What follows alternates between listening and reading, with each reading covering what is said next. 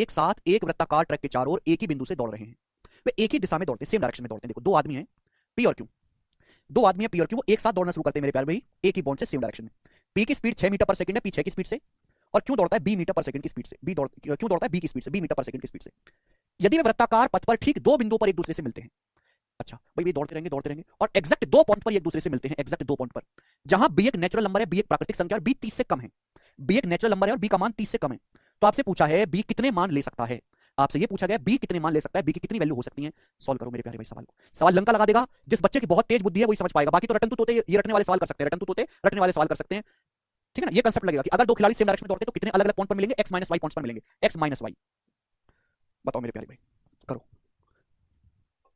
बिल्कुल ठीक लगा हिंदी में और इंग्लिश में, सॉरी यहाँ पे जो है 30 कर लीजिएगा, 30। चलिए, दो मित्र हैं पी और क्यू, एक साथ एक वृत्ताकार ट्रैक के चारों ओर एक ही बिंदु से दौड़ रहे हैं, वो एक ही डायरेक्शन में दौड़ते हैं। पी 6 की स्पीड से, क्यू बी की स्पीड से। यदि वो वृत्ताकार पथ पर ठीक दो बिंदु पर एक दूसरे से मिलते हैं, बी 30 से कम है, बी कितने मान ले सकता है। देखिए हमने क्या बताया है, हमने आपको बताया कि सेम डायरेक्शन है तो आपको लेना है स्पीड का रेशियो। स्पीड का रेशियो आपका लेना होता है डिफरेंस। ये एक्स डिफरेंस वाई है, डिफरेंस मतलब बड़ी संख्या में से छोटी संख्या घटा दो, डिफरेंस है।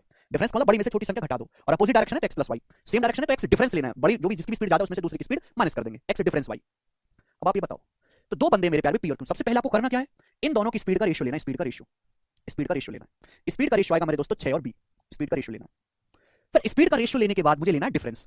स्पीड का रेशियो लेने के बाद मुझे लेना है इनका 6 और बी का डिफरेंस, और वो डिफरेंस आना चाहिए 2। अभी डिफरेंस कितना आना चाहिए 2। ये पी और क्यू एक दूसरे से ठीक दो बिंदुओं पर मिलते हैं, दो बिंदुओं पर मिलते हैं। तो देखो बी की वैल्यू क्या क्या हो सकती है, यहाँ पर दो केस है, यहाँ पर मैं दो केस लूंगा। एक तो ये केस लूंगा जब बी का मान 6 से छोटा है, बी का मान 6 से छोटा है।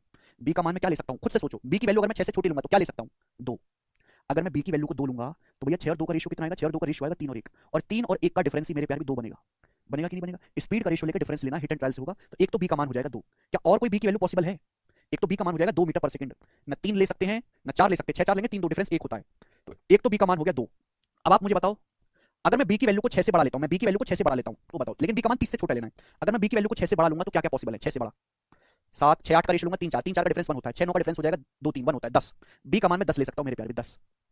6 और 10 का जब मैं रेशियो लूंगा तो बनता है 3 और 5, 6 10 का जब मैं रेशियो लूंगा तो बनता है 3 5, और 3 5 का डिफरेंस 2 होता है। बी का मान मैं 10 ले सकता हूं। ठीक है ना, और कुछ आ रहा है बुद्धि में, और कुछ आ रहा है, बहुत बुद्धि चाहिए, जिसमें नहीं है वो छोड़ दो, कोई जरूरी नहीं करने का, बार बार आते नहीं है सवाल, एक आध बार आते हैं 10। देखो अगर मैं यहाँ पे 6 और 16 करता हूं तो 3 8 हो जाएगा।